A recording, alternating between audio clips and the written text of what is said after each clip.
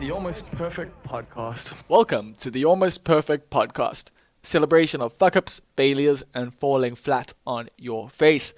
This is a podcast that believes you can learn from experience, but that experience doesn't have to be your own. Hi, I'm Bob Perfect, and I'm a functional fuck-up. Let's learn from somebody else's mistakes. And today we are learning from Pat Duff. Now, Pat Duff is the marketing director for Vans for Europe, Africa, and the Middle East, which is a pretty big title. But Pat originally started out working in retail, man, at Gateway Shopping Center, at two different skate stores, at Revolution and at Boogaloo's. Which, if you're a skater, you know both those stores, you know both those brands, and yeah, like I also worked at Revolution after Pat, and have a lot of love and a lot of time for skateboarding and the skate scene and the community. And yeah, this was a cool trip down memory lane whilst also looking at a fucking cool career, man. Like Pat's journey is something I think we should all not all aspire to because we don't all have necessarily corporate dreams. Or I don't know if Pat sees himself as that corporate, and I don't even see him as that corporate, although he's a fucking marketing director. So, he's a little bit of a corporate type, but he's also totally a young, dude at heart who just loves surf and skate culture and just embodies everything that's cool about it.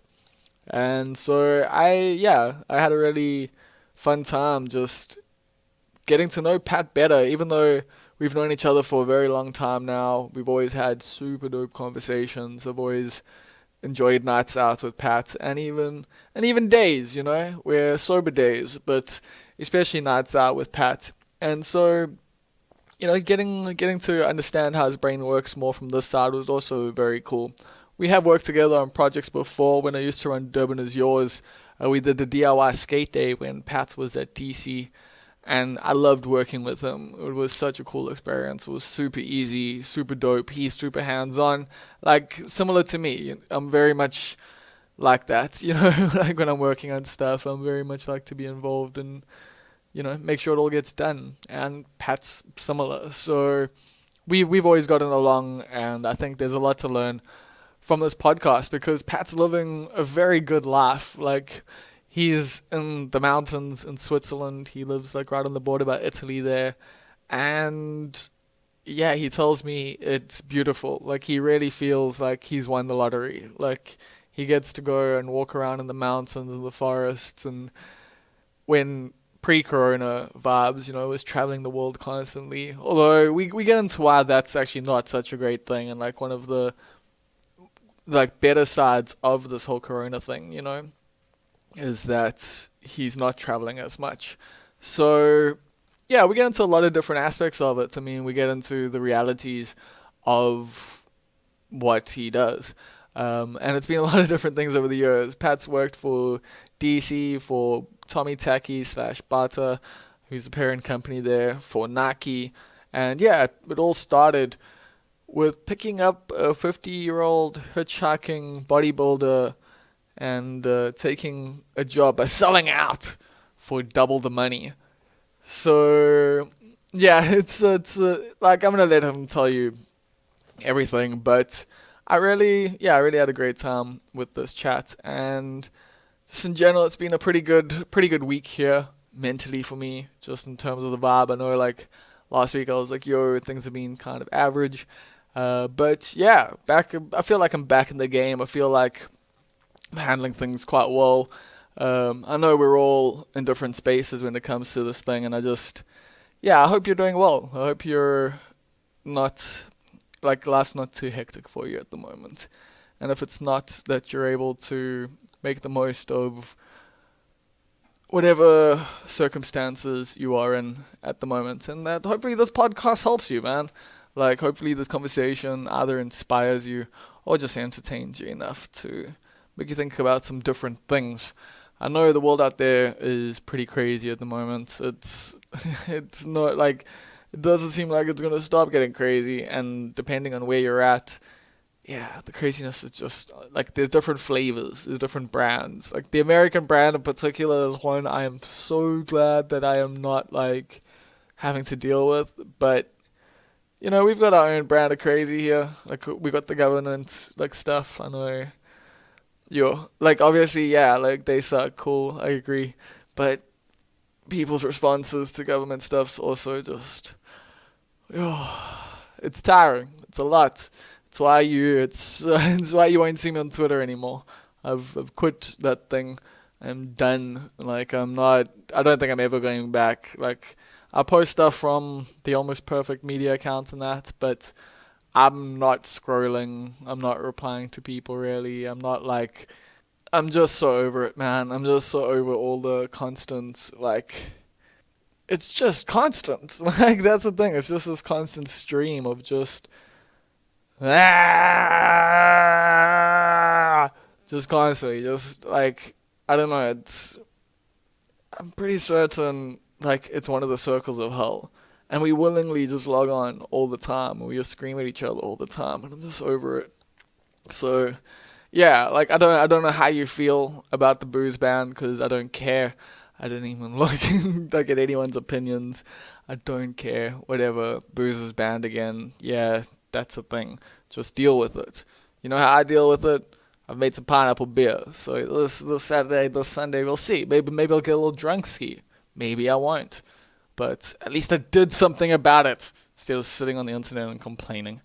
Um, grow your own weed, like all that stuff. Just like brew your own beer. Just make yourself self-sufficient and I don't know, go live on a farm somewhere. Isn't that the dream? Isn't that what we all want?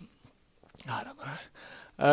Yeah, so what am I working on at the moment? Well, there's a lot of different things, but Almost Live is a show that I do every single Tuesday. You might know about it, you might not, because you might be new to this podcast.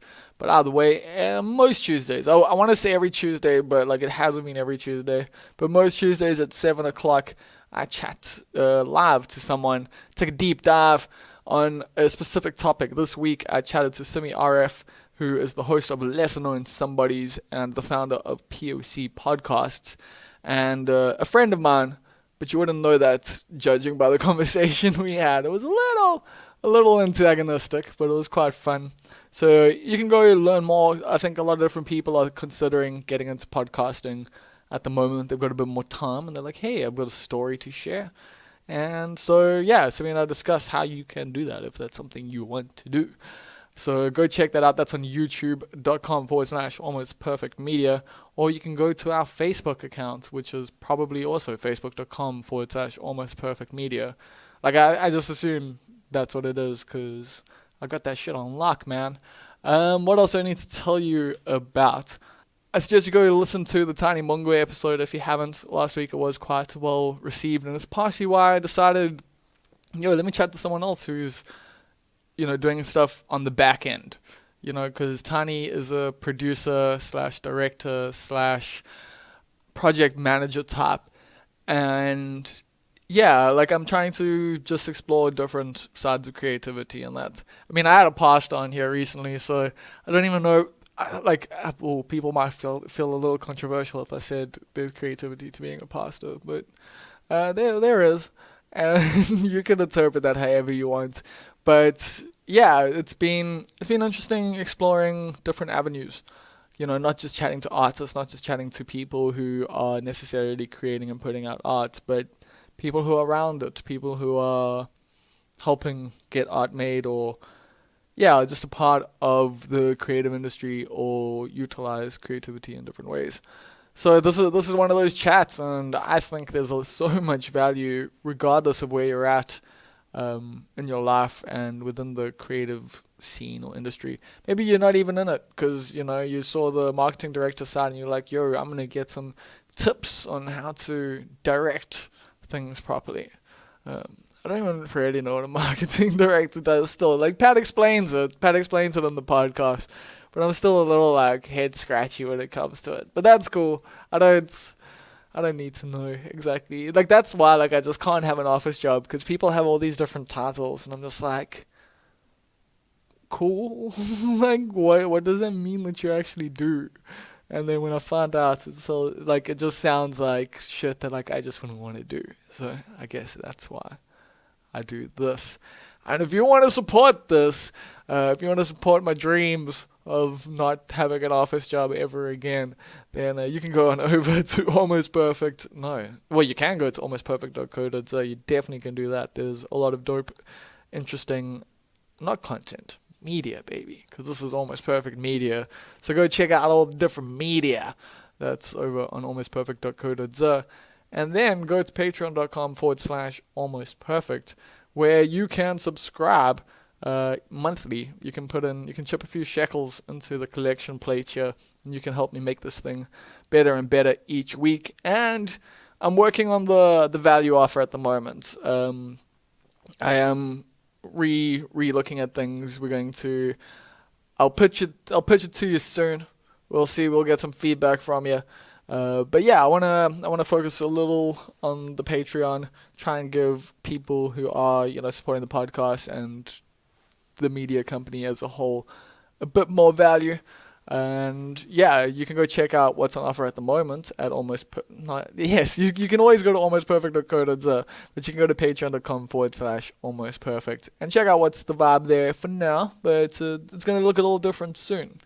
At the moment, though, we do have the titular titles tier. This is a $10 tier where you can become a part of the cast and crew of the Almost Perfect podcast. This is why it is no longer just I here at Almost Perfect Media, but it is we, because we have got a cast and crew. We've got a whole team of people.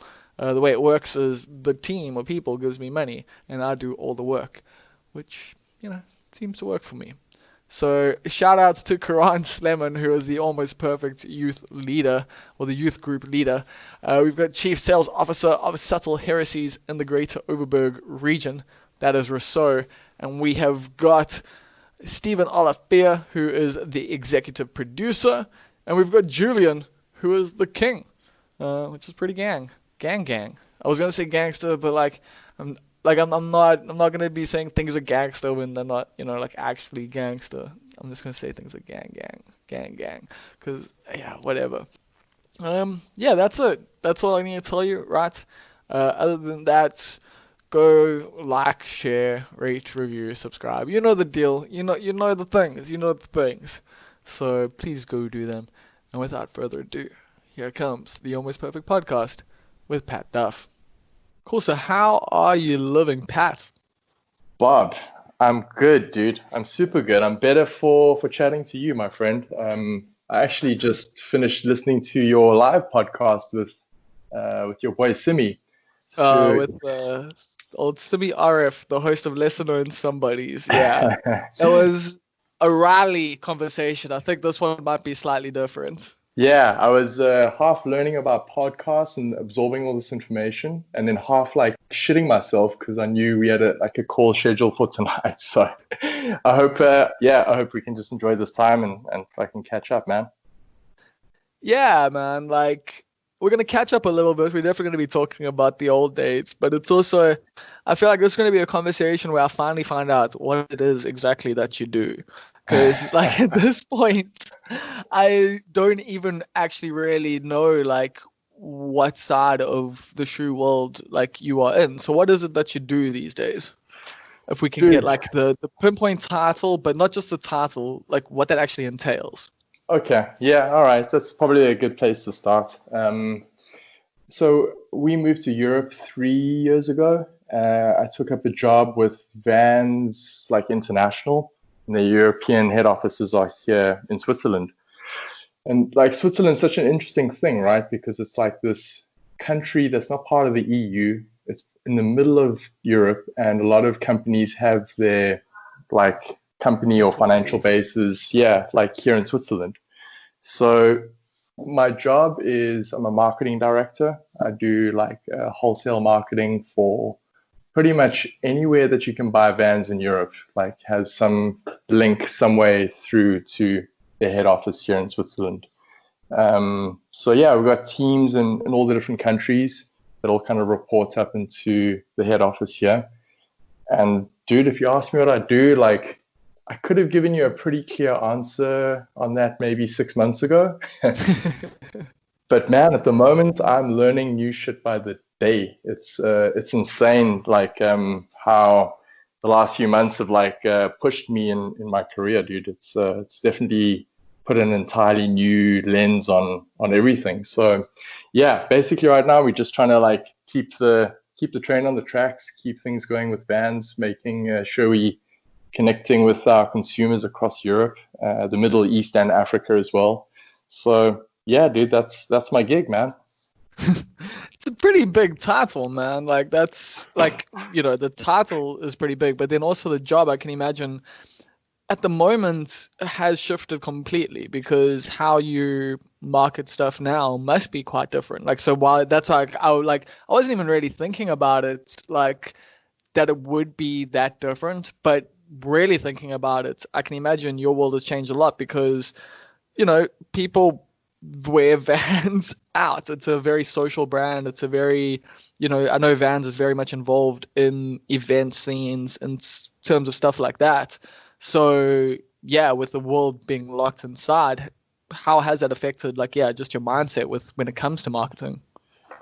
Dude, so I mean, great question. I think the obvious answer is everything's gone, not everything, Digital. a lot of things have gone online, have gone like digital. Yeah. So for my like job title, my role, what I do specifically is like at the point of purchase, when people walk into a store, what they see from Vans is kind of like what I take care of. So right now, Okay. everything's just, shifted to digital because we're a brand that has kind of built a lot of our success on having this great in-store presence. You know, you can walk into Yeah. a store and like, where the van section is. It gives you a little bit of storytelling around the brand or like a specific product capsule that you might be interested in. But guess what, dude? Like stores across Europe, Middle East, and Africa are fucking closed, man. So we were like, all right, we got to like kind of dial up everything that we're doing digitally. It was a big part of what we did already, but we really needed to accelerate it. Like, what I think would have taken maybe 12 months to do, I feel like we've kind of done in literally like 6 to 8 weeks. Yeah. So there's a big shift in digital for my specific field. And then thinking about like what you've just mentioned, like people love Vans because it's like this action sports brand. We also kind of like we show up strong in music, art, kind of like this like street culture piece as well. Yeah. And like people come to our events and like that's what they do. Like when Vans has got something going on in their city or in their town, their local towns. So that's been super interesting, man. Like things have kind of shifted to like these online kind of more streaming type experiences. And man, right now it's like test and learn, fail often, and yeah, just go for it. Like there's like all things are kind of on the table right now. There's no such thing as a bad idea. So it's a pretty exciting kind of place to be, despite like the fucking this crisis situation that we're all in. And it's Um, also it's a mad scramble now because everyone's trying to do the same thing, or not yeah, necessarily the same thing, trying to get into similar spaces, but trying to do it in their own way. exactly, dude. Yeah, so we just gotta like keep fans, do what we do, but kind of just change how we do it. Yeah, I'm trying to think. Should we like get into how you got to start with Vans, or should we just go all the way back to like the beginning? Like Oof. I think let's go all the way back to the beginning, and then we can work our way to where you are now, or at least we can go back to like where I know you from. So I used to work at a skate store called Revolution in Gateway, and you were at Boogaloo's. Dude, so that's a crazy thing. I also worked in a store called Revolution before you. Oh I snap! Were you at Rev? Yeah, dude, I opened that store. um, What? yeah, totally. It was my first job, dude. Fresh out of college, studied at Rhodes University, and I grew up kind of between Joburg and Cape Town. I always wanted to live in Durban, dude. Durban was always top of my like, and it still is top of my list for places to live. So when I finished college, dude, I moved to Durban and kind of like bounced around between my girlfriend at that time. Had her parents were in Pietermaritzburg, so I kind of stayed with them for a few months, and then I was kind of on the bluff for a few months, staying with my friend Will, looking for jobs, dude. And like I studied economics, and like I think my parents had this expectation, and I probably too, kind of did too, to go into like the world of finance. So I was going for these like job interviews with like I don't know, FMB and Standard Bank, and SA Home Loans, dude, made me a job offer, bro. And I was like, okay, fuck, like this is my moment. Like I'm gonna, Okay. I don't know, like I didn't even really know what the job was. I was like, I'm gonna like sell home loans or move money around, or didn't really know what it was, like what I was signing up for. And dude, like in the same week, my girlfriend saw this like ad, and she was like, dude, they're opening a skate store in Gateway. It's Clayton Peterson, who I knew from Joburg. So I was like, fuck, no Yeah. way, this is perfect.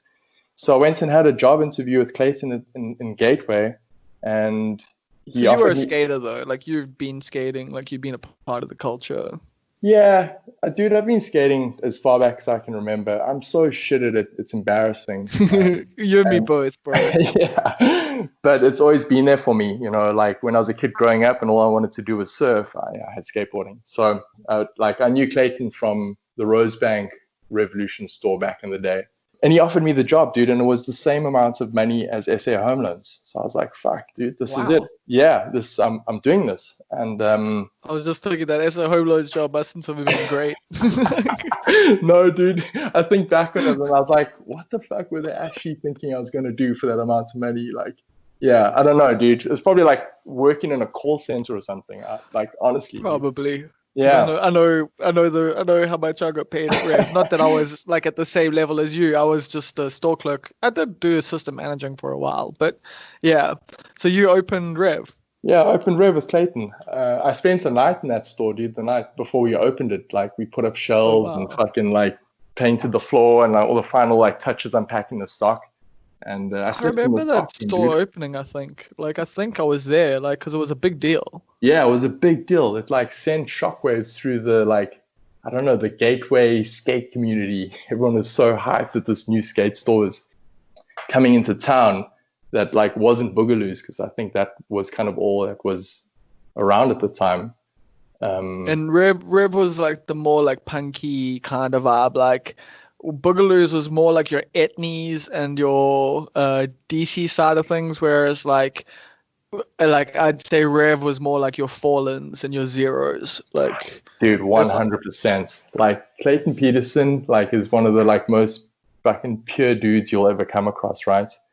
Um, I kind of just remember knowing that like Boogaloo's was like where you could get like wheelies and like ADO, and Revolution like had like Lakai and fucking DVS, and like the oh hard goods yeah, were the like best, dude. guys. Yeah, man. And like Alien Workshop and chocolates and like girl skateboards, which you couldn't get in Durban at that time, I don't think. Yeah, so that was a whole thing, bro. And like I worked for Clayton for, I don't know, 6 months. And the dudes at Boogaloo's were like really upset that Clayton had opened that store. And there was this dude called Stan. He was like, I don't know, dude. He must have been like 50, like early 50s, gray hair, and he was a bodybuilder. And he was like the dude that took care of the Boogaloo store in Gateway. And he kept coming into the Revolution store and like kind of like heckling me, like, yeah, you guys, like you shouldn't be opening here, and this is our turf kind of like story. Dude, so like Stan and I had this like radical rivalry for 6 months. Yeah, imagine that, dude. I'm like this 20 something year old kid like facing this 50-year-old bodybuilder like giving me shit every day I came to work. I just love that there was a 50-year-old bodybuilder working at a skate store. Yeah. Like That's like that was the Boogaloo's like model, dude. Like the that's owners hilarious. are, they're bodybuilders. They were bodybuilders. They're like always into fitness. I think Boogaloo's originally like started as like a fitness and like windsurfing type like company. And Interesting. yeah, back in the day, like I don't know, in like the Pivot, 90s. bro. Pivot, Pivot. got a pivot, dog. Yeah, so then, dude, dude, this is actually a crazy story just thinking back on this. So one day I was driving to work um, in my fucking Golf, my city Golf, and I was living on the Durban beachfront at that time. We got an apartment at Beachhurst, and I see this dude stand hitchhiking on like the M4. I'm like, dude, what the hell is going on? This guy's like standing in the middle of the road hitchhiking. And I drove past him and I was like, yeah, fuck you, dude. Like you hitchhike, dude. But then You I weren't thought even about it. like, how's the lift? You were like, No, fuck no, you. dude. My initial thing was like, fuck this guy, bro. He's been like up in my face for the last 6 months, like literally, like I was like scared to go to work at one stage. He was like, dude, it was pretty Okay. wild. So, so this is the thing. So as I passed him, I was like, no, like actually, this is your moment, dude. Like turn around. So I took the off ramp and went back over Durban North, and then like got back onto the M4, and I stopped and I picked him up, dude. And I think he was shook, dude. He was like, you giving me a ride? I was like, yeah, get in the car, dude. Do you want the ride or you don't? And he gets in the car and like we started chatting, and within weeks, dude, he was like, no, you're the guy that needs to work at Boogaloos. Like we're gonna like, I don't know, we're gonna get you from Evolution to Boogaloos. And I don't know, dude, they like, I can't remember, but it was like they like almost doubled my salary. So at that stage, I don't know, Hey, money talks, bro. money talks. Yeah, I was worried. Like I wasn't sure what to do, and I spoke to my buddy Brett Shaw. Oh, I was gonna say that the question of like selling out come up there, because Yeah, like for big time. skaters, like even though you've just done your economics degree, like you're still Nah, like a dude. skater and you're working at a skate store, so it's Yeah, like you're to go across to the competition I where there crossed are over, bodybuilders for dude. double the money. Yo, Full on that's crossed movie over. stuff. Dude, I crossed over, and it kept me awake for fucking days, dude. And I went to my buddy Brett Shaw, and I was like, Brett, who's like a respected fucking skateboarder, dude. Brett is like, Yeah, I know. so I go to him and I like sit him down. I'm like, this is what's going on. I'm like even nervous to tell you. What do you think I should do? Dude, he like packs up laughing. He's like, dude, what's the question? Like, are you asking me a question? Like, they want to double your salary, dude. Don't be a dickhead. You gotta go work for them. So yeah, I crossed over to Boogaloos, man, and I think yeah, I did 18 months or 2 years with those guys. What was the mall, like especially the Gateway Mall experience like for you? Because I can imagine from the Revolution to Boogaloos and over that like 2 year period, it Yeah, changed quite a lot. yeah, it did. So I think at that time, dude, that was like a golden time for me, honestly speaking. It was tough, dude. Like I didn't get like a lot of leave days. I was working every weekend. I worked like, You had dude, one day a week off. one day a week off. You know the deal, dude. I worked like on New Year's Eve. I worked around the clock. But I was super lucky that I had Jonathan and this other dude, Shackleton. Oh Um, yes. yeah, dude, what a fucking great like bunch of dudes. So we had like a really good time working together. Wave House, as you would know, if you worked at one of the stores, you got free entry into Wave House. You could even ride the wave, The I flow think, rider, for yeah. free, the flow rider. That was in the beginning. Not Did when they I was change it? there. Okay. Yeah. Dude, so I mean, you work all day, you're on your feet all day, and then you go skate in like the evening, you're fucking like dying of heat. You get home at 9 o'clock at night, you're like fucking dead, dude. So I did that for 2 years, but it was amazing, man. It grounded me, it taught me like so many skills that I still use today. And like I don't know, like a big thanks to the guys at Boogaloos because they were also super cool to me. I realized that I was slowly going insane working so many hours in that store. So I started pitching all these ideas to them. I was like, why don't we do a skate tour and we can like take these team riders like on skate tours and we can organize these events. And they were all up for it. They were like, yeah, cool. Like if you can do it like with a, I don't know, 500 Rand or 1,000 Rand budget, go for it. And that's all I wanted to do was be out of the store. So any opportunity I got, I was like, cool, we're going to go to Mandini and skate the ball. We're going to go to Belido and skate. I started like writing articles for Session and Blunt. Session, yeah. Yeah, like just anything to get out of the store. And they were cool, dude. They were really good to me. Yeah, So you'd say like your perception of them kind of changed like once you stopped having this rivalry with the dude. 50-year-old bodybuilder. Yeah, so he left after I started. He kind of got out of the picture. And the great thing about Durban was they had like loads of stores in Joburg, and all they really cared about was what was happening in Joburg. They Yeah. didn't really keep an eye on me. So as long as the store was turning good numbers, they were cool, dude. And the first thing I did when I started there was we pulled out the Heelys. I started buying vans. I started putting Yeah, orders. you became a skate store. Yeah, we became a little bit of a skate store, and like I don't know, we've got like a little skate team together. It was a good place, like it was it got better. It definitely got better. Yeah, no, like there was definitely a time where Boogaloo's was lame as fuck, and then like I think you took over, and like it became a lot cooler, and like just I know it became like competition for Rev, and essentially the two of them hurt each other over time. But that was also I think just Yeah, because skating kind of died a little bit, and like it's ebbed and flowed, and also just the mall culture of skating. Like personally, I'm like quite grateful it's not really there anymore. You know, like yeah, it was so weird, like just as someone who came from the town side of skating, you know, like the beachfront park, and then also just the skating like in the streets and that, like going to the Gateway Park where like people are being oh dropped off man, by their parents, and like parents, it's yeah, just they get like like they yeah, get like spending money, and it's like all polished, and it's like this beautiful skate park, and you got like lifeguards walking around in yellow t-shirts. Now I get it, dude. I totally get it. It was yeah, like a it was a weird experience, but it was also like, you know, there's like it's cool if it gets people into it, you know, and like it's cool yeah, to have those spaces, and like yeah, like I think, you know, Durban's worse off without Revolution than, you know, yeah, when we had it. yeah. But from Boogaloo's, what happened then? Because if I remember correctly, you were at Bata, but like I think DC was before that, right? Yeah, Or DC like came after Boogaloo's, dude. So that was like a big break for me because Brett Shaw was doing a TV series like Board Riders TV for oh yes, Quicksilver. that was literally on TV. Yeah, it That was was literally on like TV. on Saturday mornings, I remember, yeah, on So imagine Supersport. this. I'm working in the skate store. I'm like pitching these ideas to these owners of Boogaloo's, like, yeah, we're gonna do the skate tour and it's gonna be on TV. They're like, whoa, fuck, epic. Like, dude, go for it. Like if you need to take 3 days out of the store and go get this like footage, go do it. So Yes. like, dude, Brett opened so many doors for me, dude. Him and Dave DeWitt, like, and myself and a few Oh, others. cool. Skate Shades, Dave DeWitt. Skate shit, yeah, totally. Like that's all we did. We just like try to find reasons to go skate stuff around Durban. So we did a bunch of tours. Anyway, what happened was Quicksilver in South Africa actually like sold themselves back to the parent company in Europe.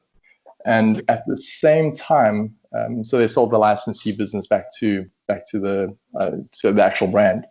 Yeah. And part of the deal was that the guys at Quicksilver needed to start DC Shoes because Quicksilver globally had just bought DC Shoes. And they didn't really want to like do it. You know, Quicksilver in South Africa and Roxy were like kind of built their success in surf, and you not a whole bunch about skateboarding. So they were kind of like half wanting to do this thing, and Brett put my name forward to the guys at Quicksilver, Arthur Lamboris, and he was like, dude, if you're looking for a guy to head up DC, this is my buddy Pat. He knows what's up. He's worked in the store. He knows everyone. This is the guy you need. Man, I was completely out of my depth. So I get this call from Arthur one day, and he's like, yeah, like come have a coffee. So I go through to Stamford Hill Road, and like he's like the godfather of like the South African surf industry. So I'm like this 20-year-old kid having like this coffee with this guy. A little bit intimidating, but I kind of like held it down a little bit. And then it happened so quickly. It must have been, I don't know, 4 weeks. They offered the job to me. Like they were like, cool, we got Andrew Mork. He's already signed up. Yeah. We need another dude to kind of like And come Andrew's in. like a legend in the SA skate scene. Yeah, totally, dude. Legend in the fucking skate scene. We need two of you. Um, and like I signed the offer, and the next week they were like, we want to fly to France to the European head office for you to meet everyone. I'm like, dude, I'm like getting these emails in the store in Boogaloo's, like, yo, send us your passport. We like need to book your tickets. Like, what meals do you like? What don't you eat? Like, dude, breakthrough moment for me completely. That is like, and from there, it's kind of, I mean, not being all that, but it has like your life has shifted into that, you know, like Yeah, more plane flights, more travel, more meetings, more. Yeah, you went from being a clerk in a store to like now running shit, but like it yeah, took a while, and DC was one of those steps there. absolutely, dude. DC was great for me. I was there for 7 years. Andrew and I like kind of built up this team of like at one stage it was close to like 15 people, and it exposed me to everything. And the great thing about Arthur Boris was like as my boss, he was like, dude, do your shit. You're gonna make mistakes, and I'm gonna let you run. I'm gonna let you fall, and you're gonna get up and you're gonna carry on. So he didn't try like That's micromanage me. awesome. Yeah, it was, dude. I gotta like take my hat off to all those guys for those opportunities and letting me fuck up along the way, dude. Because I made heaps of fuck ups. Plenty of times I had no idea what I was doing. But yeah, it all kind of worked out. So I was there for 7 years. And then I got the call from Nike in Johannesburg. Oh yes, Nike Yeah, was the next step there. Yes, yeah, okay. totally, dude. So if I can like pack Oh things up wait, at DC, before we get to yeah, Nike though, one of the things I wanted to talk about or just bring up, like one of the cool things like I know about your time at DC was how freeing it was because I remember when we did the skate day together, yeah, the like the DIY DIY skate day. DC skate day. Yes, man. And it was like it was so rad because yeah, like that was just like a couple conversations that we had together, and then all of a sudden we're busy, buying meat on the beach and have a bunch of grums skating and like yeah on Freedom Day. That was such Yes, a like. dude. That was such a great day. Louis did the artwork. Mhm. You got the right people there. I've got a great photograph somewhere, dude, of you and Louis kissing on the beachfront from that day. It was just, and everyone went and had a swim at the end of the day, like in the ocean. It was so fucking Yeah, good. it was such a cool, like, just yeah, experience. Like, I still, because I mean, I've got such a, I mean, I love skateboarding, and like, I got back on the other day for the Shove It I Cancer Day, saw, yeah, and I dude. actually landed a fucking shove it for like the first time in 15 years. Oh, So yes.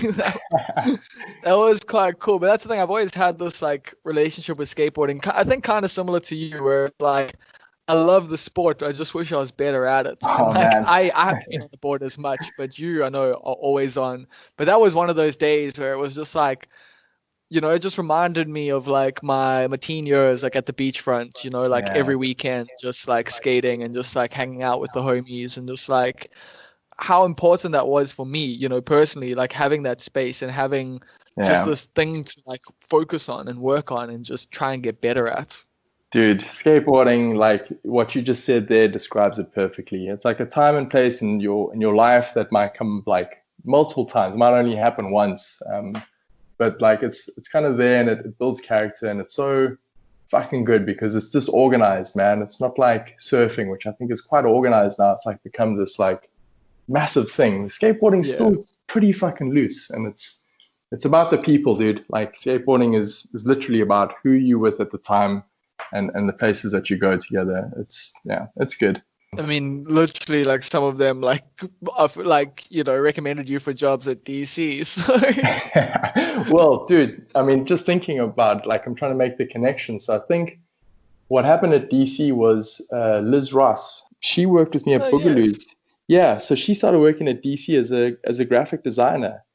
And she had come from Disturbance with like Richard and Susie Hart and Roger and Jardine. Louis Yeah. eventually, yeah. So Liz was the fucking connection to Louis, Lee Man. Um, and through those guys, I think I connected with like you. And yeah, it just like from there, things became incredible, dude, around that time in Durban. Like for me, it was, yeah, like the end of like my 20s, I was getting into my 30s, and I like came across like this group of incredible people that I don't know, dude, it was just like such a fucking great time. I Doing took things.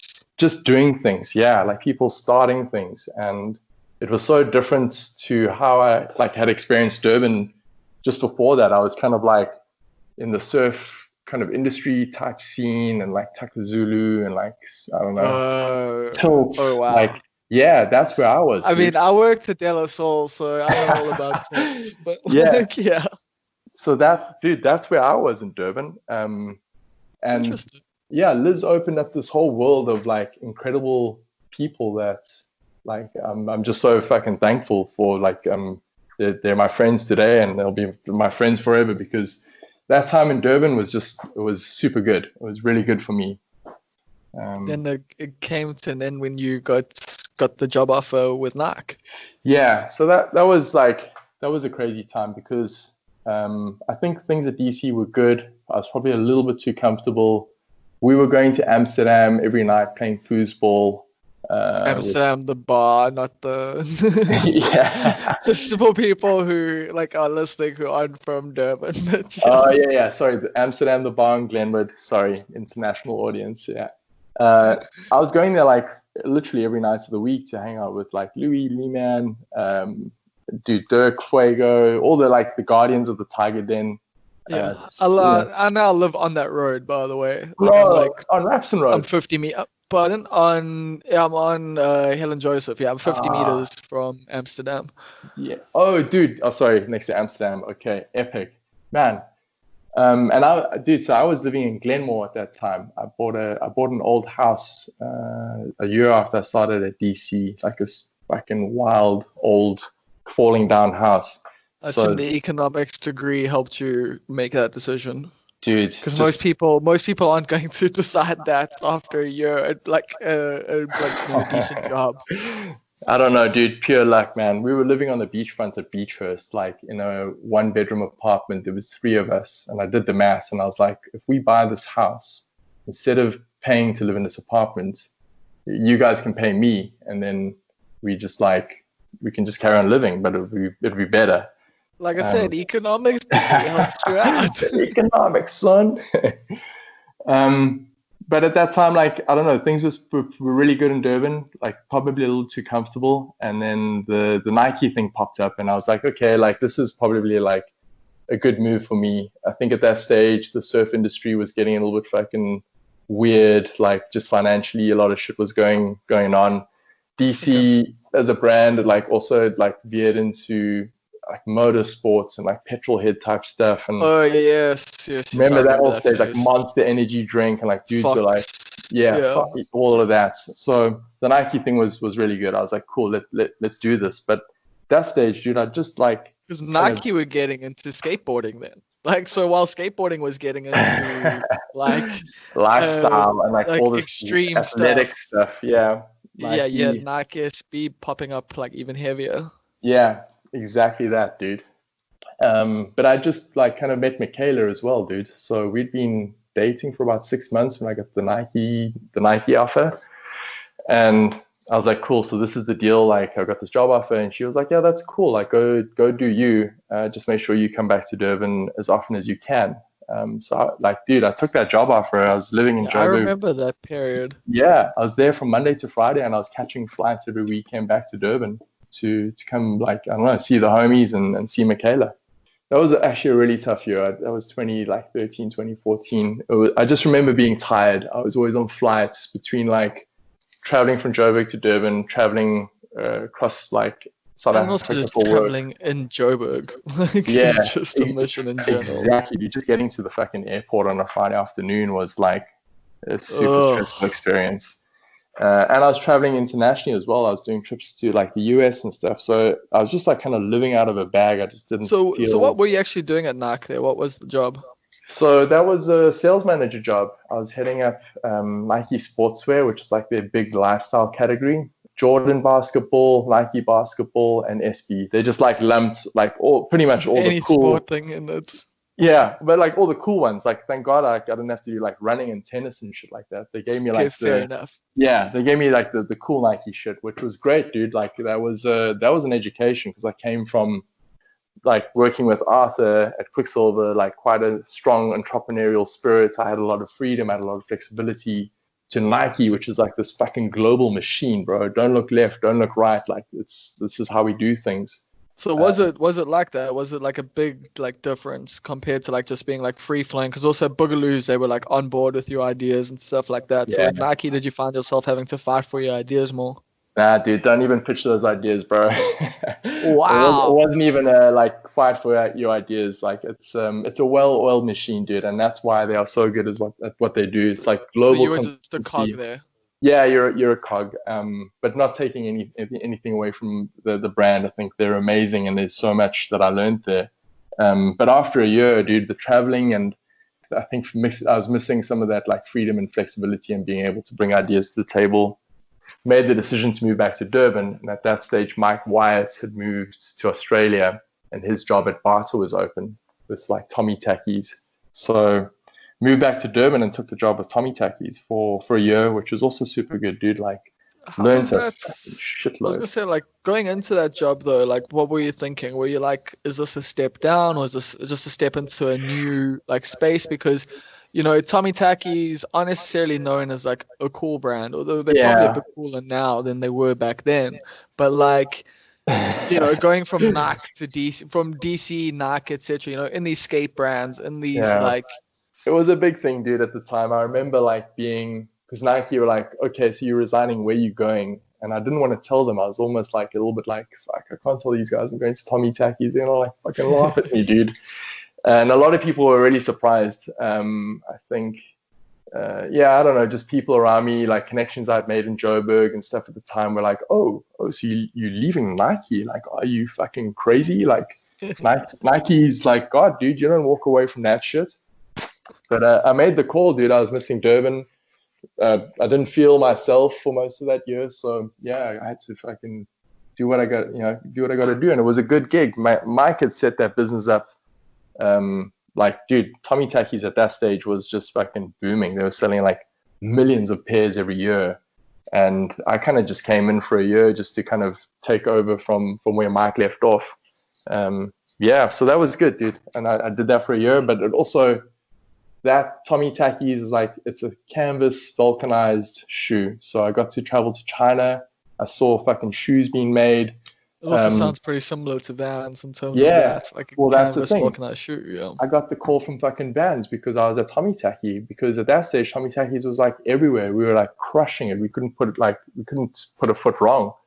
So at that stage, Vans had changed ownership. The owner of the license had sold it to like this private equity company, and they called me. They were like, "Yeah, hey, your name's popped up. Like, we kind of resetting the Vans business in South Africa. Would you be interested?"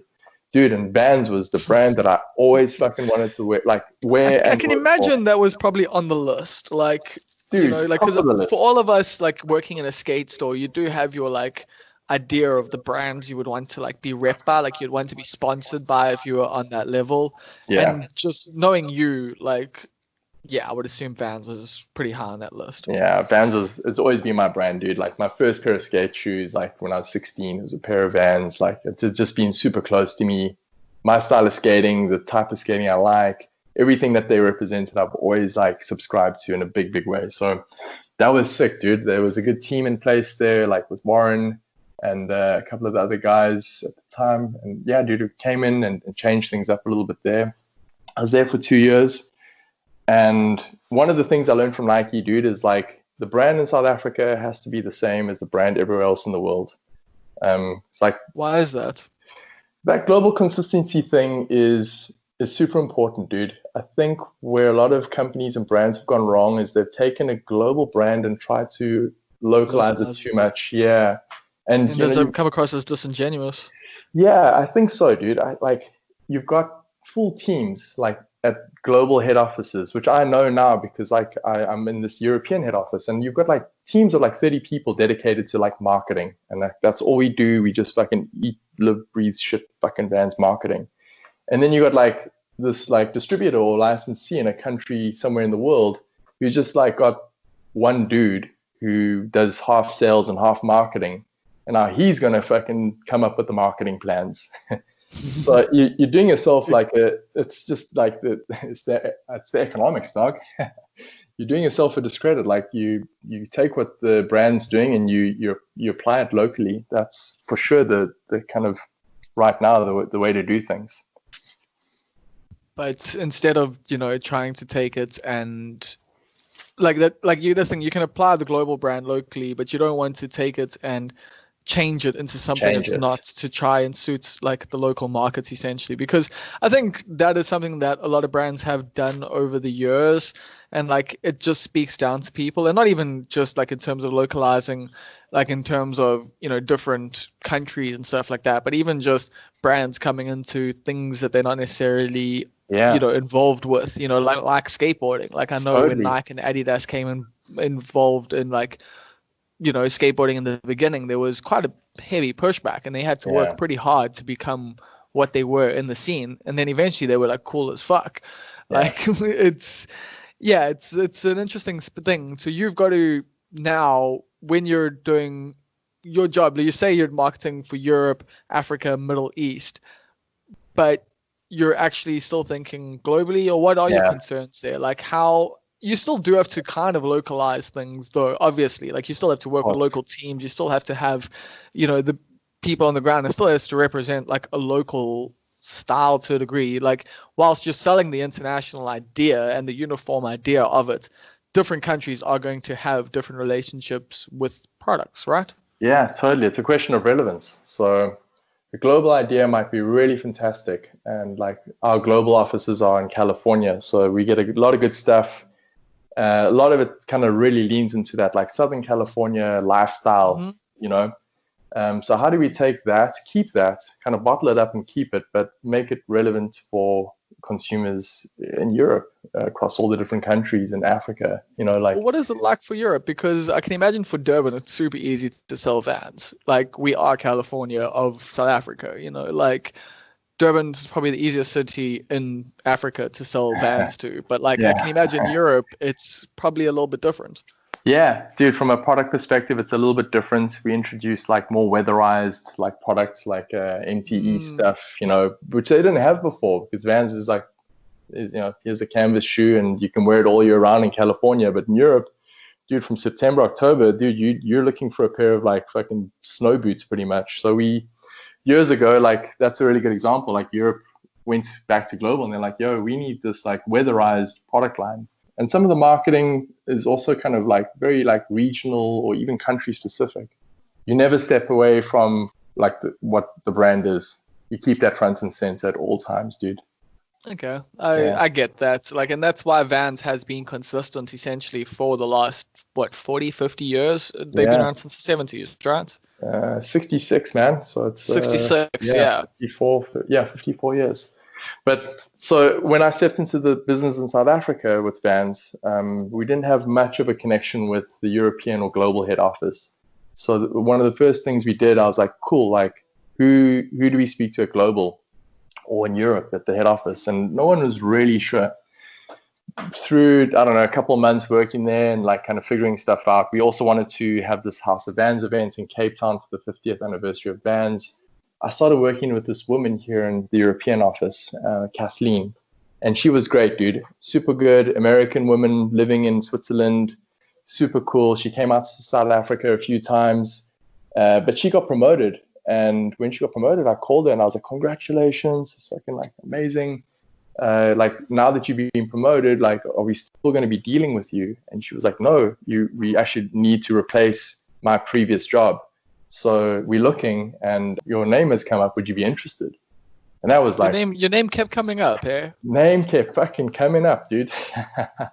I don't know, man. I like, honestly, there are days, no, in fact, every day, dude, I just feel so like lucky. I often say like I won the lottery, dude. Like literally feel like I won the lottery. I don't know how my name came up. I don't know why Kathleen thought of me, but yeah, like Do you she, really think that, or do you not like think that, hey, you've put in a lot of hard work over the years, you show up on time, like you offer a lot of ideas. Like I'm sure, I mean, I just know from working with you, like I would put your name forward for anything. uh, Like, thank you, you're bro. reliable, like as fuck. Like it's like, Thank you, and I dude. think we live in a world and industry, like especially like the skater, like punk, side of the world where that's not necessarily it at all. Like where people don't, I mean, I'm literally trying to structure my life so that I don't have to ever show up to anything on time, like, Yeah, so you're the exact opposites of that. You've always been diligent. You've worked fucking hard. You've earned your reputation, like, your shit. You've fucking done the thing. So at that point, hadn't you felt like, hey, I know what I'm doing here? yeah. I mean, dude, at that point, even then, I remember coming to Europe for that job interview. And I remember like the VP of marketing at that stage, he like sat me in his office and like had like, he was super relaxed guy, like easy interview, like pretty informal chat. But even at that stage, dude, I think about some of the things that I said in that interview. Dude, I was way off, bro. I don't know, like, I had no idea what I was talking about. Like, he was asking me like these questions, and I knew a lot about marketing, but I don't think I knew like real marketing. So he's asking me like these marketing questions. And I'm just kind of giving my best like interpretation of the stuff he's asking me. And But you they don't often, necessarily know the right jargon and the right like yeah, kind of dude. like. I don't know. You put your intentions first and foremost. I think it's so easy to get caught up in models and like if we look at it like through this lens and we do it like that way, man, you just gotta like break it down to what you would want to see as a consumer and kind of build back from there. So Before yeah, you carry on there, would you say that's like a large version of what like your ideology is when it comes to this? Is essentially just going, if I was going into the store, what would I want to see? yeah, probably. I mean, ideologies are. It probably is, dude. I tell you, some of the most heartbreaking experiences I've had in my professional career has been that walking into a store and seeing the brand that I work for, and as like that's kind of let me down. That's man, that will take chunks out of your heart, dude. So yeah, like I'm just try to make sure that whatever it is I'm doing work-wise, I'm upholding that kind of value set.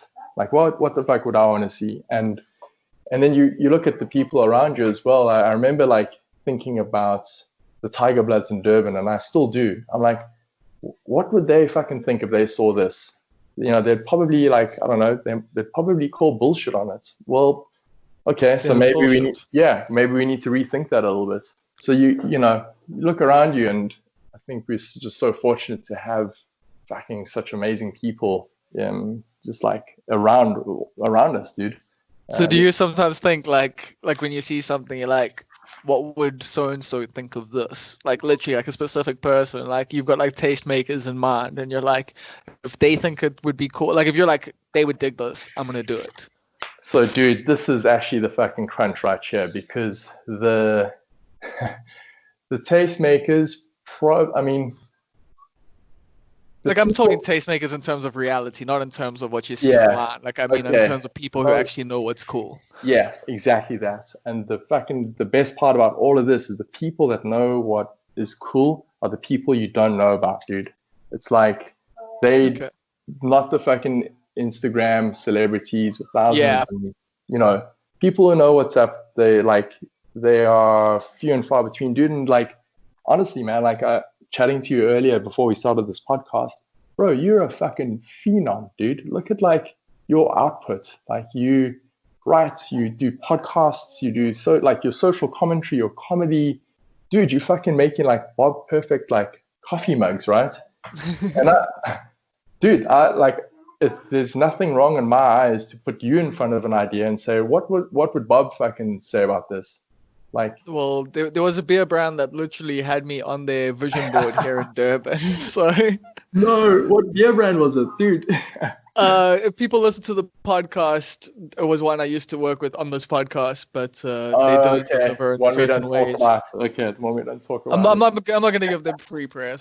Like they still owe me beer, but yeah, like I've been told that before, but like I don't consider myself necessarily a tastemaker at all, but I do understand that influencers follow me, if that makes sense. Like Exactly, dude. Exactly, bro. Those dudes with the hundreds and thousands of followers that like living their best Instagram lives, they following fucking you, my friend. Like and not that. just me, there's lots of people that are like that though, like that are like actually on the streets who have lived life, who Yeah, have actually like for me, like I'm always thinking Louis, yeah, like yeah. as my like quintessential, but like him, I'm also just thinking of what's his name, Basquiat as well, so Yeah, it's like yeah, there's like something real true. there, dude.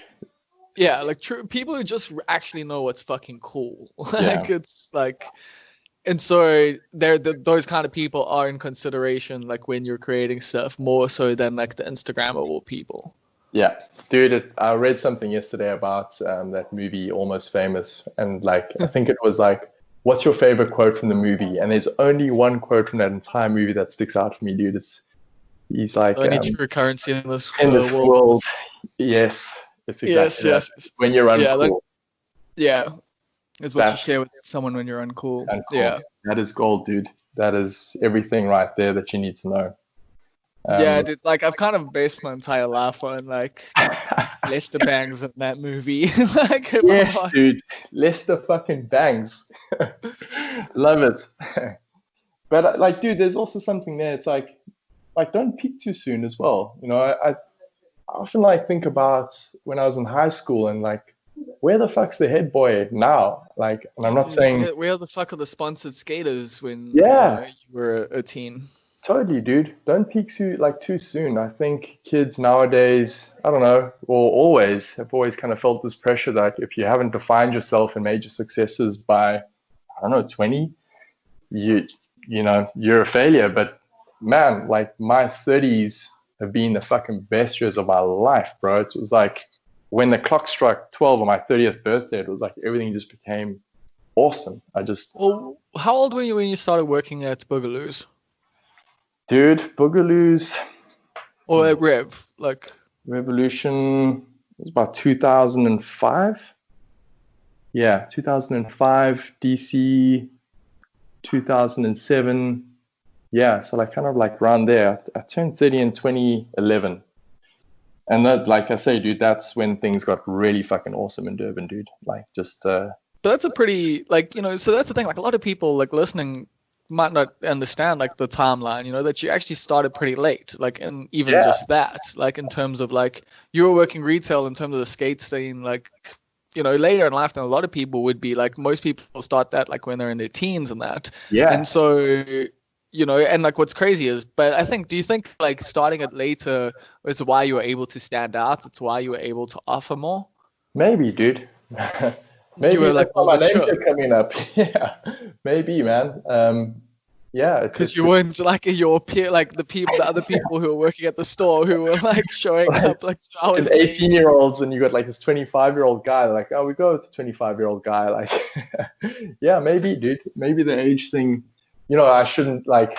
I mean, I want to be careful with my words here because that could have definitely been a factor. But if there's one thing I've learned is that age, man, like Doesn't age is fucking imaginary. Like honestly, dude. Yeah, I mean, dude, just talking about people and thinking about like the things that I do and how I work. I mean, my ultimate litmus test is fucking Michaela, bro. If something's not cool, dude, Michaela will be the first one to let me know, dude. She like at that time as well, like when we first started hanging out and kind of like dating, dude, she was like saying stuff and putting me onto things that I had no idea about. And like, dude, she opened my fucking eyes, bro.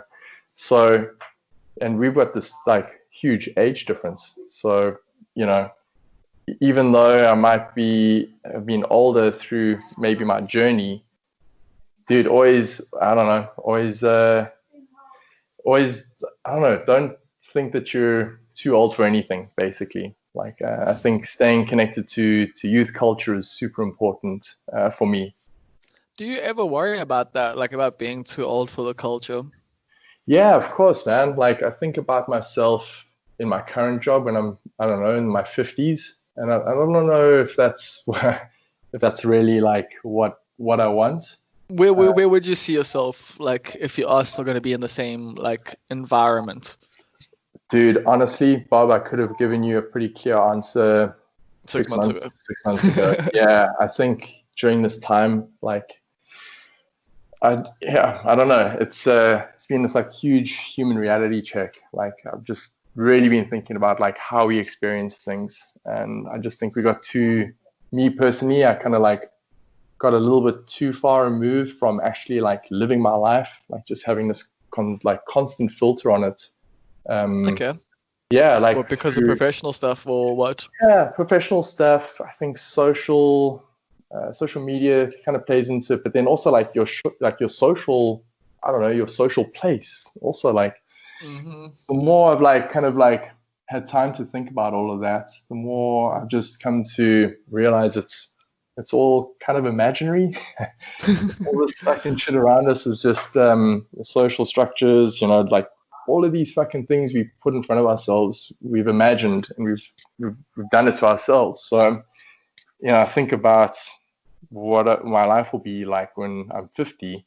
Dude, at this stage, man, like it would probably be a more simplified version of what I was thinking 6 months ago. I get that. I'm almost 100% in not like the same place, but like because I've always been kind of on that like detach from the system as much as possible, like tip. But even now, I'm just like not even just detached from the system. It's like just create new systems and like what Yeah, is that actually going to look like?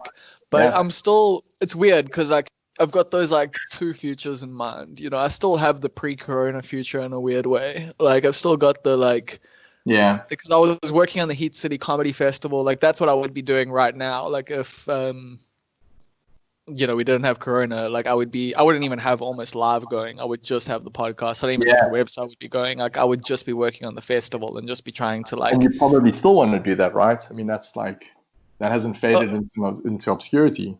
oh God no, it's weird like seeing people post about like they're missing their overseas trips and they're missing this and they're Oh, missing that, dude. and it's like I don't even know how to explain Yeah, like how I feel, but then at the same time I'm like I'm doing so much cool shit.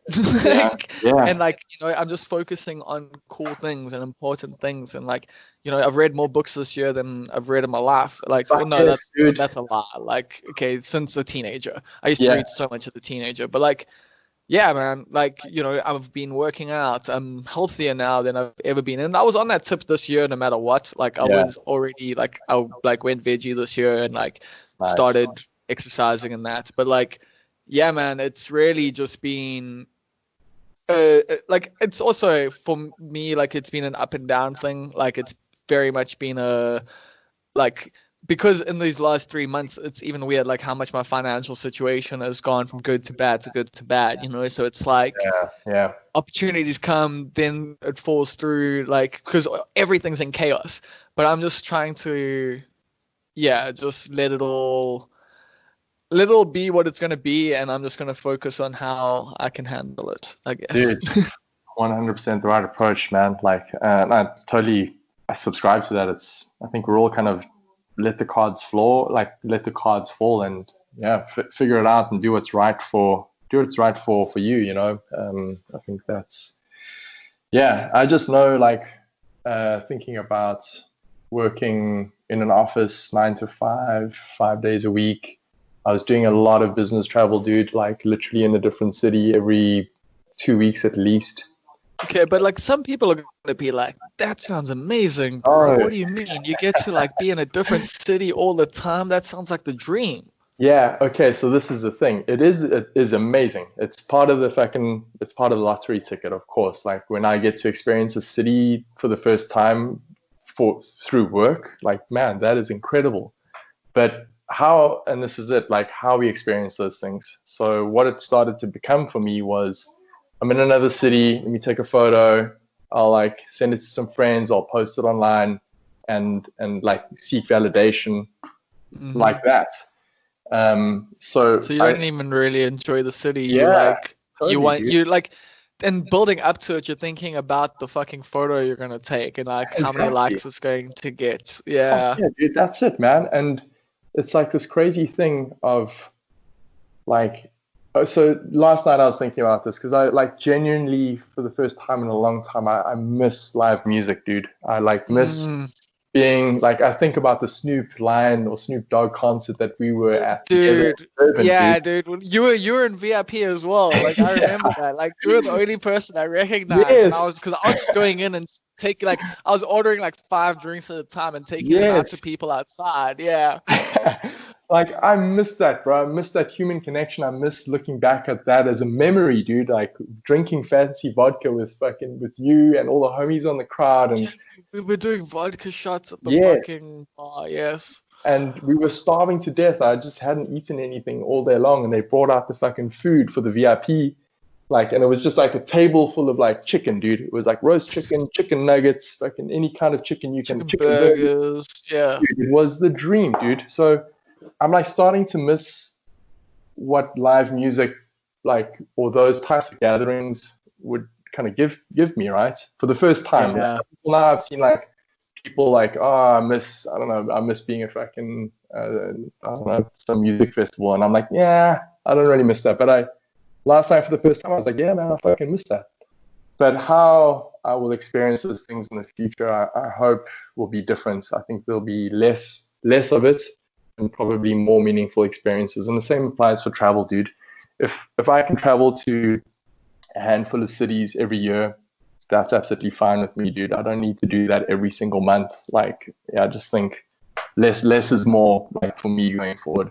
Well, has that helped? Has that been one of the helpful things about all of this, at least for your job now, is people have realized that they can do video calls and it's almost as effective? Yeah, dude, honestly, like the demands of work have been super intense. They reduced working hours for all the staff, so we were working 4-day weeks. So pretty much 80% of your working week that you would normally have. But dude, the demands of what we're doing at the moment would be double of what you would normally do in a working day. Like honestly, man, from like eight Oh, in the because it's morning back to back. back to fucking back. So I'm like, dude, if this is like taught us anything, it's a lesson in productivity and saving, I don't know, for me, an hour every day driving to the office.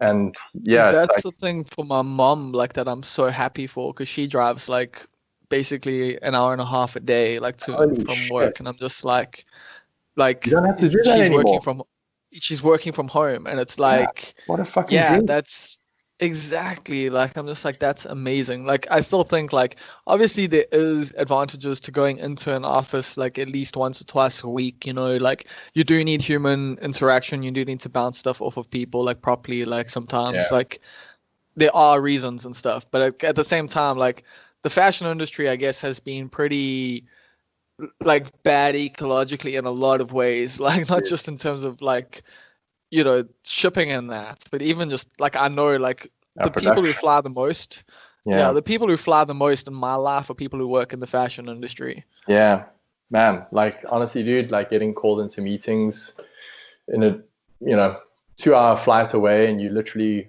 arrive in the morning, you go to the meeting, and you go, maybe for lunch, or if you're lucky, a coffee, and then you get on the plane and you fly home and you back that same like evening. That You was could have just just had a Zoom call. could have just had a Zoom call, dude, and that was just becoming for me probably a little, yeah, just too normal. So Does it yeah, become normal? Like, does that kind of lifestyle become normal? Like, because you watch, what's it, like Up in the Air with George Clooney and that, and like, he's this like traveler, and like he loves it. Like, it's his part of his like thing, but like, yeah, you get good at it, dude. It's sad, but it's true. Like some months during the year, I've literally just got like a little wheeler bag, like already packed. I've got two toiletry bags, one for home, one for when I'm on the road. You take the shortcuts. You get good at it, dude. like a And touring musician almost. yeah, totally. It becomes that. But I tell you what will sober you up real quick, dude, is staying at home for fucking 5 months. So Well, yeah, like in a good dude. way or bad way. Oh, in a good way, in a really good way. I've had to, yeah, I don't know, dude, just do things differently, think about things differently. And similar to you, dude, for the first time in years, I'm picking up books and I'm finishing them and I'm picking up the fucking next book straight away. And I'm listening to your fucking podcast and listening to podcasts. I'm like, literally feels like I've been nourishing my mind and my body for the last 6 months, 5 months. So from that perspective, man, like no looking back, dude. I was always getting sick, getting like the flu from traveling. You always run down. You're never eating properly. You're never sleeping properly because you're getting up at all sorts of ungodly hours. And you're also entertaining. You're doing dinners and Drinking. all of yeah, drinking, dude. It's been really nice to step back from that for a while. Cool, man. Yeah, And anything else that you've got written down there? Because like you're one of the first few people that like I've had on this podcast who said like I've actually got some things I want to talk about. So like or like that did some prep work for it. So is there anything we didn't cover that you want to chat about? dude, man, I think this has been super good for me. I hope it's been the same for you. Like more for you. Like, is there anything like you wanted to ask that you're like, fuck, dude, we didn't get into that, or I was hoping you'd talk more about this. No, this has been fucking awesome, dude. Like it's just like yeah, you've been super open, you've been super honest, you've like this is why like I wanted to have you on because out of all the people that I know who are in the positions that you've been in, a lot of them are full of shit. Like a lot of them are marketing people. They are like playing the game and Yeah, like projecting a lot of stuff. And I guess that's why I've always just appreciated you, and like I've appreciated talking to you in general, and like just working with you, because it's like you can just be real. Thank you for that, dude. It's the feeling is fucking mutual, bro. I'm a fan of your fucking podcast. I'm embarrassed that I haven't gotten involved with the patron piece yet. Like I messaged you the other day. Everything in its own time. Yeah, everything in its own time. And dude, when you kind of mentioned you'd want to do it with me, I was like a little bit taken aback, dude. Like I think you've had some incredible people on this podcast, and to be even considered to, I don't know, to have an hour with you is fucking sick for me, dude. I really enjoyed this. Thank you. Well, of course, dude. Like, because like this podcast is a lot of different things, like for me and also I guess for the listeners. But there's a lot of personal relationships involved in this, and it's also like it's a weird little like history of Durban.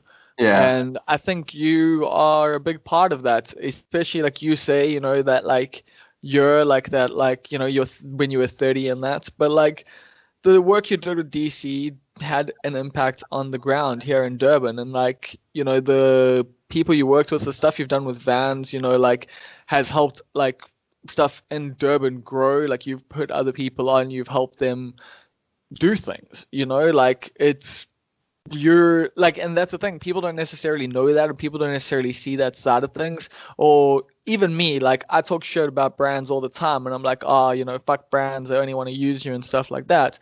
But occasionally they get people like you working for them, and genuine stuff can happen, and genuine projects do happen. And so I guess, yeah, that's why I wanted to talk to you, because it's also like we were saying before we even got on here, there's so many people want to be a part of the creative industry or the creative scene or different sides of it, but like they might feel embarrassed because they're not the Oh yeah, for sure. the best artist, or even the best skater, dude.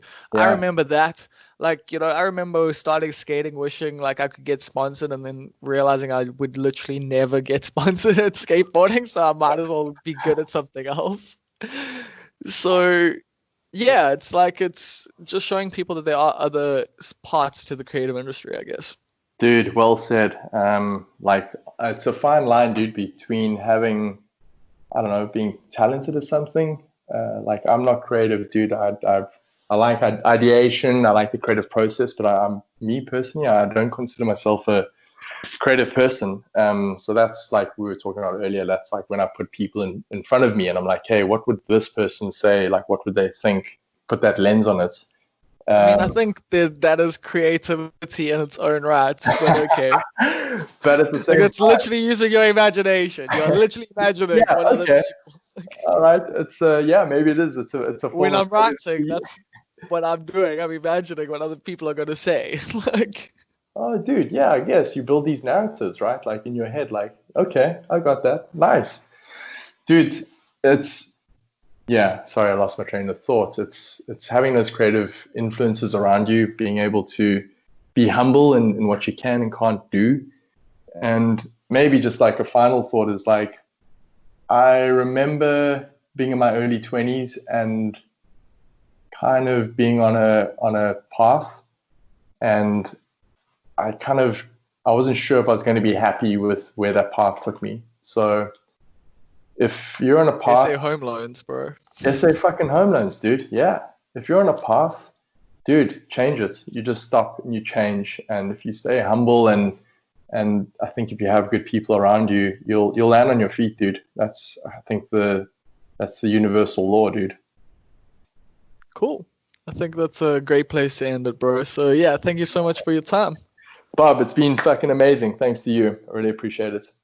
Yeah, above everything, it was just good to get to talk to you again, man. Yeah. Like, it's like Like, I why don't we love like do this we more often? yeah, we've never had like a short conversation, so yeah, I always like I knew this was gonna be fun. So thank you, bro. Epic. Thank you to you. Cool. Thank you for listening all the way through to the end of the Almost Perfect podcast. You have actually won yourself two things. Congratulations. One of those things is some very useful information from Pat Duff himself, and the other is an opportunity to be marketed to. So the opportunity to be marketed to comes at the end because I'm a nice guy. I'm not going to make you wait for the useful information. But maybe if you enjoy the useful information, you'll listen to the marketing pitch at the end. How about that?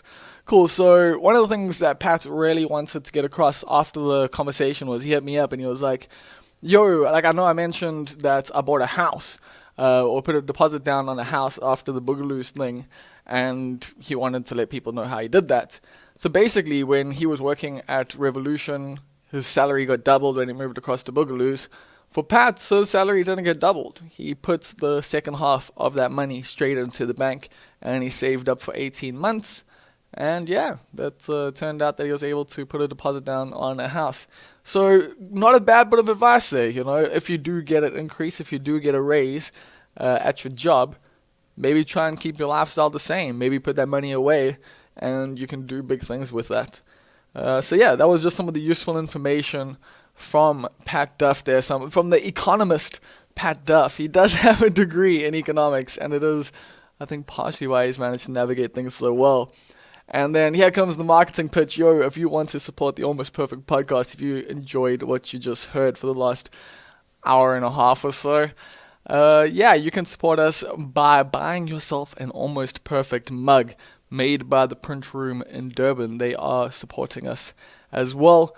So yeah, you can hit me up on the social medias, either on our Twitter, our Instagram, our Facebook, or you can email me directly, bob@almostperfect.co.za, and I'll sell you a mug for 100 Rand. 10 Rand from every mug sale goes to Sasonke, which is an organization that is working to decriminalize/legalize. I know you think I'm going to say weed. Nah, it's sex work. We're trying to get sex work legalized in South Africa. And so if you buy a mug from me, a little bit of money goes towards that. Alternatively, you can go to sasonke.org.za yourself and just give them a wad of cash and then come buy a mug from me anyway, because yeah, I'm trying to start a media empire here. Alternatively, if you don't want to buy a mug from me, you can't afford to buy a mug from me, you can't afford to go to patreon.com/almostperfect, then please go to iTunes or Apple Podcasts and leave a review. Just leave a review saying, "Yo, this podcast is the dopest podcast ever. I got so much value out of it. You're going to love it." And then hit the 5-star button there. And you know what? That would have taken you probably 2 minutes of your time, and it would help this podcast immensely. So yeah, if you enjoyed what you heard, please go and do that. And I'm going to assume if you've listened all the way to the end, you probably have enjoyed what you heard. Later.